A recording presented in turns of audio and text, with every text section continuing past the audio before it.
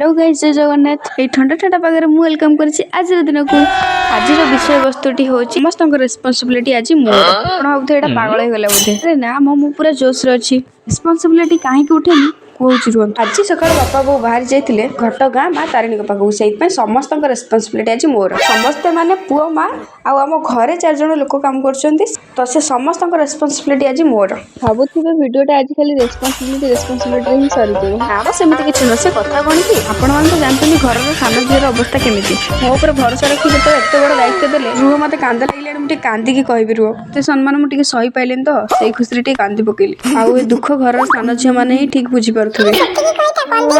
ଆରେ ଆରେ ସରି ସରି ନା ନା କନ୍ଦଉନି ଯେ ମୁଁ ଗୋଟେ କଥା ବୁଝିପାରୁନି ଘରର ସାନମାନଙ୍କୁ ଏତେ ଅବହେଳା କଣ ପାଇଁ ଆରେ ଆମେ ବି ମଣିଷ ଆମକୁ ଟିକେ ମଣିଷ ଭଳିଆ ଭାବ ଛାଡ଼ ଏଇ ଦୁଃଖ କେହି ବୁଝିପାରିବେନି ସବୁ ସାନମାନଙ୍କର ଏଇ ଅବସ୍ଥା କାହାକୁ ବି ଏଯାଏଁ ନ୍ୟାୟ ମିଳିପାରୁନି ଆଉ ମୋତେ କୋଉଠି ମିଳିବ ଛାଡ଼ ଦୁଃଖ ତ ଆମ ଭାଗ୍ୟରେ ଲେଖା ଆଉ ମୋ ଭଳିଆ ଯୋଉମାନେ ଘରର ସାନ ସେମାନେ ଟିକେ କମେଣ୍ଟ ବକ୍ସରେ ଆସିକି ପ୍ରେଜେଣ୍ଟ ପକେଇବେ ମୁଁ ବି ଟିକେ ଜାଣିକି ଖୁସି ହେଇକି ମୁଁ ଏକୁଟିଆ କଷ୍ଟ ପାଉନି ମୋ ସହିତ ତମମାନେ ବି ସବୁ ଅଛ ହଉ ଛାଡ଼ ଏବେ ଚାଲ ଟିକେ ରୋଷେଇ ଆଡ଼କୁ ଯିବା ସାନମାନେ ତମକୁ